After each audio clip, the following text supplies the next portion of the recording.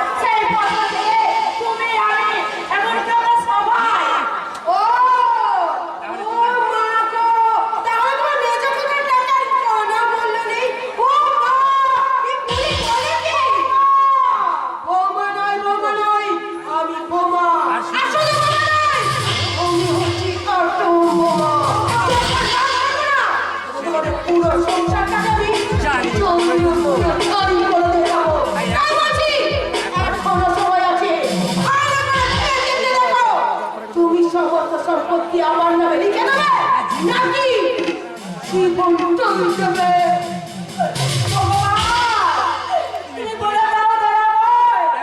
আমি এখন কি করি? কি আর করবে মা? এই সংসারের সুখ শান্তি বজায় রাখতে হবে। তোমাকে প্রিয়র কথা মতো চলতে হবে। তোমাকে যে প্রিয়ের কথা মতোই চলতে হবে। তুই কি বলছিস রে মেজকুকা? হ্যাঁ মা, আমি নিজের স্বার্থের জন্য এই রক্তের বন্ধনগুলোকে ছিঁড়ে ফেলতে বাধ্য। দরকার হলে আমি তোমাদের সকলকে এক এক করে জ্বালিয়ে পুড়িয়ে মারবো। তোমার 5 বিঘা জমি আমার চাই। আর আমাদের কথা মতো চললে তোমার আমি জমির হালে রাখবো মা। এমনকি পর্দা আর সুজনে সমস্ত দায় দায়িত্ব আজ থেকে আমার। বলো বলো মা, তুমি রাজি? তুমি শুধু একবার অবুঝ হইও না মা। ভালো করে ভেবে চিনতে দেখো। একদিকে লক্ষ লক্ষ টাকার হাতছানি, অন্যদিকে শুধু আধার কালো অন্ধকার। বলো মা, বলো বলো মা, বলো তুমি কোথায় যাবে? ওই স্বর্গে না নরকে? ঠিক আছে, আমি তোমাকে কয়েক সপ্তাহ সময় দিলাম। এরই মধ্যে তুমি ভালো করে ভেবে চিনতে দেখো। নইলে ফলাফল খুব একটা ভালো হবে না মা।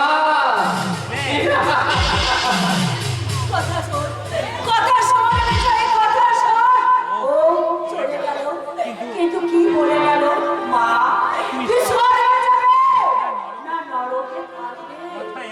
কথায় আছে স্বর্গ গেলে নাড়ু খাবে। না না না, আমি সুখের স্বর্গে যেতে চাই না। আমি নরকে পূজা করে বলবো, নইলে হাজার হাজার আদর্শবাদী মায়ের নাম আমার মুখে বলবে।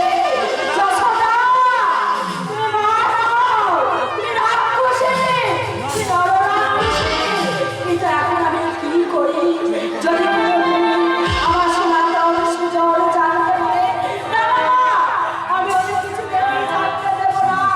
সমস্ত ব্যথা বেদনা বুকে চেপে ধরে আমি আজ থেকে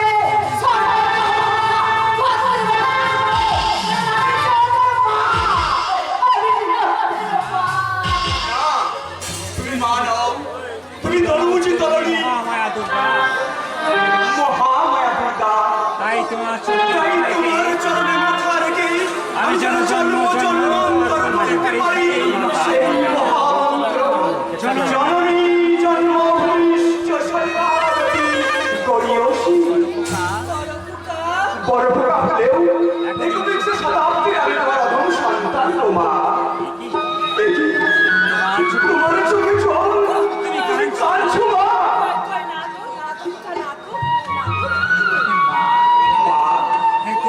তুমি না বললেও আমি বুঝেছি। আমি মূর্খ বলে তুমি আমাকে সবসময় এড়িয়ে চলো। মূর্খ বলে কি আমি তোমার উপযুক্ত সন্তান নয় মা? উত্তর দাও, নীরব কেন জননী? তুই যে মাটি মাখায় যুগের মাটির ভগবান। ভগবান আমি নয় মা, রক্তে মাংসে গড়া সামান্য মানুষ মাত্র।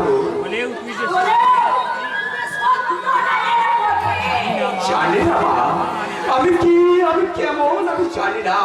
তবে এইটুকু জানি আমি এই সংসারের বড়।